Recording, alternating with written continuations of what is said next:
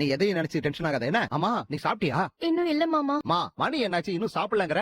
நேரத்துக்கு மருந்து மாத்திரை எல்லாம் சாப்பிடணும்ல. நீ முதல்ல போய் சாப்பிட்டு ரெஸ்ட் எடு. நீ எதுக்கும் கிளம்பி போய் உஷாவை பாத்துட்டு வா போ. ஏன்பா? டேய் நீ பேசணும் நினைச்சு அவ எவ்வளவு தூரம் மனசு நொந்து போயிருப்பா. நீ நேர்ல போய் ஆறுதலா 4 வார்த்தை பேசினா தானே நல்லது. டேய் என்ன யோசிக்கிற? உள்ளூர்ல மாமியார் வீட வச்சுக்கிட்டு போறதுக்கு இப்படி யோசிக்கிற? சரி கோவப்படாத. கோச்சுக்காம நான் என்ன சொல்ல வரேங்கிறதையே காது கொடுத்து கேட்க தயாரா இல்லல. உஷா, அந்த சுந்தர குடும்பத்துக்கும் நம்ம குடும்பத்துக்கும் எந்த ஒட்டும் வேணாம் உறவு வேணாம்னு சொன்னதுக்கு அப்புறமும் நீ அங்க போயிட்டு வந்தது தப்பு தானே உஷா? அவங்க போன் பண்ணி கூப்பிட்டாங்கன்னா நீ உடனே கிளம்பி போயிடுறதா? நாங்களே அங்க போகாதப்போ நீ மட்டும் அங்க போனா அப்பா அம்மா தப்பா நினைக்க நீ சொல்ல சொல்ல கேட்காம நீ அங்க போயிட்டு வந்துட்டேன்ற ஏதோ ஒரு கோபத்துல நான் திட்டிட்டேன். சாரி. அங்க போனதுக்கு 4 வார்த்தை நறுக்குன்னு நான் கேட்டுட்டு தானே வந்தேன். ஆமா, நீ நாக்க புடுங்கின மாதிரி பேசினதோ அவங்க அப்படியே உடனே திருந்திட போறாங்க பாரு. ஏன் உஷா நீ வேற? அவங்க திருந்துறாங்க, திருந்தாம போறாங்க. எனக்கு அந்த இடத்துல பொன்னிய பத்தி அவங்க தப்பா பேசுனதை கேட்டதும் சும்மா இருக்க முடியலங்க. ஆனா நீ இவ்வளவு தூரம் துணிச்சலா பொன்னிக்கு சப்போர்ட் பண்ணி அவங்க கிட்ட பேசின பாரு. அங்க நிக்கிற உஷா அத நான் பாராட்டு. திட்டுறதெல்லாம் திட்டிட்டு இப்ப வந்து பாராட்டுறாராமா. சரி, என்ன ஏதுன்னு விஷயம் தெரியாம திட்டிட்டேன்னு சொல்றான்ல. சாரி. ஓகே. ஆமா, பொன்னிக்காக அங்க பேசினது ஒன்னே உங்க மிரட்டலையே. என்ன மிரட்ட முடியுமா அவங்களால?